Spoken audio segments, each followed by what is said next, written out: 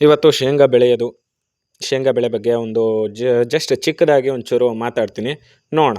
ಈಗ ನಾವು 1 ಎಕರೆಗೆ ಶೇಂಗಾ ಹಾಕಬೇಕು ಅಂತಂದರೆ 1 ಲೋಡು ದನಿಂಗ್ ಗೊಬ್ಬರ ಹೊಡಿಸ್ಬೇಕು.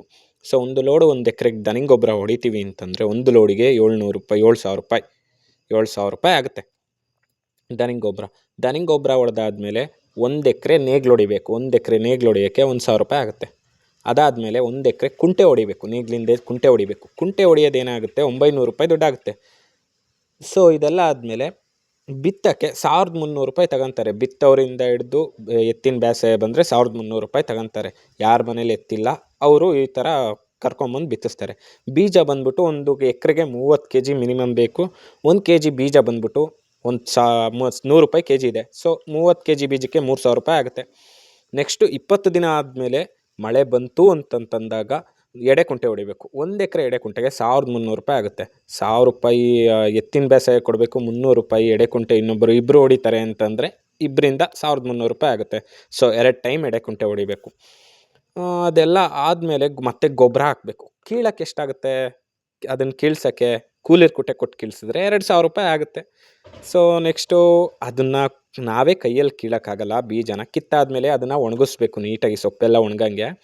ನಾವು ಅದನ್ನು ನೀಟಾಗಿ ಒಣಗಿಸೆಲ್ಲ ಆದಮೇಲೆ ಅದನ್ನು ನಾವು ಕೈಯಲ್ಲಾದರೂ ಕಿತ್ಕೋಬೋದು. ಬೀಜ ಸಪ್ರೇಟ್ ಮಾಡ್ಕೊಂಡು ಸೊಪ್ಪು ಸಪ್ರೇಟ್ ಮಾಡ್ಕೊಬೋದು. ಇಲ್ಲ ಅಂದರೆ ಮಿಷಿನಿಗಾದರೂ ಹಾಕಿಸ್ಬೋದು. ಕೈಯಲ್ಲಿ ಕಿತ್ಕೊಳ್ಳೋರು ಕಿತ್ಕೊಳ್ತಾರೆ. ಮಿಷಿನಿಗೆ ಹಾಕ್ಸಿದ್ರೆ ಎಷ್ಟು ಸಿಗುತ್ತೆ? ₹800. ಒಂದು ಅರ್ಧ ಗಂಟೆ ಆಗುತ್ತೆ. ಅರ್ಧ ಗಂಟೆ 1 ಗಂಟೆ, 1 ಗಂಟೆಗೆ ₹1,500. ಮಿನಿಮಮ್ ಅರ್ಧ ಗಂಟೆ ಅಂತ ಇಟ್ಕೊಳ್ಳೋಣ. ₹800 ಆಗುತ್ತೆ. ಸೊ ಇದಿಷ್ಟೆಲ್ಲ ಸೇರಿದ್ರೆ ಅಮೌಂಟ್ ಎಷ್ಟಾಗುತ್ತೆ ಟೋಟಲು? ಖರ್ಚೆಲ್ಲ ಸೇರಿ ₹18,000 ಆಗುತ್ತೆ. ಇಲ್ಲಿಗೆ ಮುಗಿಲಿಲ್ಲ. ಇವಾಗ ಬೀಜನ ಸಪ್ರೇಟ್ ಮಾಡಿದ್ನ ನೀಟಾಗಿ ಒಣಗಿಸ್ಬೇಕು.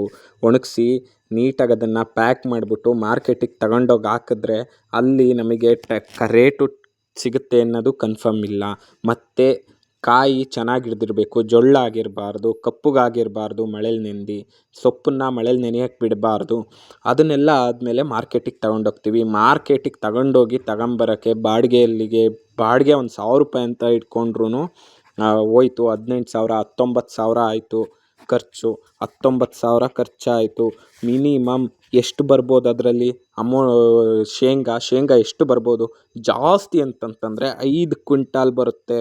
5 ಕ್ವಿಂಟಾಲ್ ಅಷ್ಟೇ. 1 ಕ್ವಿಂಟಾಲಿಗೆ 5ರಿಂದ ₹7,000 ಸಿಗುತ್ತೆ. ನಾವು ಹೈಯೆಸ್ಟ್ ಎಷ್ಟು ಸಿಗುತ್ತೆ ಅಷ್ಟೇ ಇಟ್ಕೊಳ್ಳೋಣ, ₹7,000 ಸಿಗುತ್ತೆ. ಸೊ 5 ಕ್ವಿಂಟಾಲಿಗೆ 35,000 ದುಡ್ಡಾಯಿತು. 35,000 ದುಡ್ಡಲ್ಲಿ 19,000 ಮೈನಸ್ ಮಾಡಿದ್ರೆ 16,000 ಸಿಗುತ್ತೆ. ನನ್ನ ಲೈಫಲ್ಲಿ ಇಷ್ಟವರೆಗೂ ನಂಗೆ ಸಿಕ್ಕಿಲ್ಲ. ನಾನು ಶೇಂಗಾ ಎಷ್ಟು ಹಾಕಿದ್ದೀನಿ ಅದಕ್ಕಿಂತ ನಂಗೆ ಖರ್ಚು ಮಾಡಿರೋದಕ್ಕಿಂತ ಕಮ್ಮಿನೇ ಸಿಕ್ಕಿರೋದು. ಬಟ್ ಏನಕ್ಕೆ ಹಾಕ್ತೀವಿ ಅಂತಂದರೆ ನಮ್ಮ ಮನೇಲಿ ಕುರಿಗಳಿದ್ದಾವೆ, ದನಗಳಿದ್ದಾವೆ ಅಂತೇಳಿ ಅಷ್ಟೇ ಹಾಕೋದು. ನಾನು ಊರಿಗೆ ಬಂದು 2 ವರ್ಷ ಆಯಿತು. 2 ವರ್ಷದಿಂದ ಇದೇ ರಿಪೀಟ್ ಆಗ್ತಾಯಿದೆ. ಸೊ ಶೇಂಗಾದಲ್ಲಂತೂ ₹1 ದುಡ್ಡು ಲಾಭ ಸಿಕ್ಕಿಲ್ಲ. ಸಿಗುತ್ತೆ. ಲಾಭ ಮಾಡಬೇಕು ಅಂತಂದರೆ ಹಿಂದಿನ ಕಾಲದಲ್ಲಿ ನಮ್ಮ ಪೂರ್ವಜರು ಯಾವ ಥರ ಬೆಳೀತಾ ಇದ್ರು ಆ ಥರ ರೂಲ್ಸ್ನ ಫಾಲೋ ಮಾಡ್ಕೊಂಡು ನಾವು ಬೆಳೆದ್ರೆ ಪಕ್ಕ. ಅಂದರೆ ಮನೇಲಿ 4 ಹಸು ಇರ್ತಾಯಿದ್ವು. ಮನೇಲಿ ಒಟ್ಟು ಹಸುಗಳಿರ್ತಾಯಿದ್ವು. ಆ ಹಸುಗಳು ಗೊಬ್ಬರ ಹಾಕ್ತಾಯಿದ್ವು. ಗೊಬ್ಬರ ತಗೊಂಡೋಗಿ ಅಲ್ಲಿ ತೋಟಕ್ಕೆ ಹಾಕ್ತಾಯಿದ್ರು. ಹಸುಗಳ್ನೇ ಇಟ್ಕೊಂಬಂದು ಅವರೇ ಬಿತ್ಕೊಂತಾಯಿದ್ರು. ಸೊ ಹಸುಗಳು ಇಟ್ಕೊಂಡು ಅವರೇ ಎಡೆಕುಂಟೆನೂ ಹೊಡಿತಾಯಿದ್ರು. ಸೊ ಎಲ್ಲ ಕೆಲಸ ಅವರೇ ಮಾಡ್ಕೊತಾಯಿದ್ರು. ಸೊ ಆವಾಗ ಅವರಿಗೆ ಇನ್ಕಮ್ ಇರ್ತಾಯಿತ್ತು, ಇಳುವರಿನೂ ಚೆನ್ನಾಗಿ ಬರ್ತಾಯಿತ್ತು. ಹಿಂದಿನ ಕಾಲದಲ್ಲಿ ನಾವು ಎಲ್ಲದನ್ನು ದುಡ್ಡು ಕೊಟ್ಟೇ ಮಾಡಿಸ್ತೀವಿ ಅಂತಂತಂದರೆ ನಮಗೆ ಇನ್ಕಮ್ ಏನೂ ಬರಲ್ಲ. ಸೊ 3 ತಿಂಗಳು ವೆಯ್ಟ್ ಮಾಡಿಬಿಟ್ಟು ನಾವು 3 ತಿಂಗಳು ಬೆಳೆ ಮಾಡಿ ₹17,000 ಇನ್ಕಮ್ ತಗೊಂಡ್ರೆ ಶೇಂಗಾ ಬೆಳೆಯಲ್ಲಿ ನಮಗೆ ಏನು ಸಿಕ್ತಂಗಾಗುತ್ತೆ? ಸೊಪ್ಪು ಸಿಗುತ್ತೆ ಅಂತಂತೀರಾ? ಸೊ ನನ್ನ ಪ್ಲಸ್ ಪಾಯಿಂಟಲ್ಲಿ ಏನು ಹೇಳಬೇಕು ಅಂತಂದರೆ, ಒಬ್ಬ ರೈತನಾಗಿ ಇರಬೇಕು ಅಂತಂದರೆ ಅವನ ಮನೇಲಿ ಹಸುಗಳು ಕಂಪಲ್ಸರಿ ಇರಬೇಕು. ಅವ್ರ ತೋಟದಲ್ಲಿ ಅವರೇ ಕೆಲಸ ಮಾಡಬೇಕು. ಅವ್ರು ಕೆಲಸ ಮಾಡಿದ್ರೆ ಮಾತ್ರ ಅವರಿಗೆ ಲಾಭ ಸಿಗುತ್ತೆ. ಇಲ್ಲ ಅಂದರೆ ನಿಜವಾಗ್ಲೂ ಏನೂ ಸಿಗಲ್ಲ. ಇಷ್ಟೇ ಹೇಳೋದು. ಇದು ಜಸ್ಟ್ ಎಕ್ಸಾಂಪಲ್ ಅಷ್ಟೇ, ಒಂದು ಬೆಳೆ ಬಗ್ಗೆ ನಾನು ಹೇಳಿದ್ದು.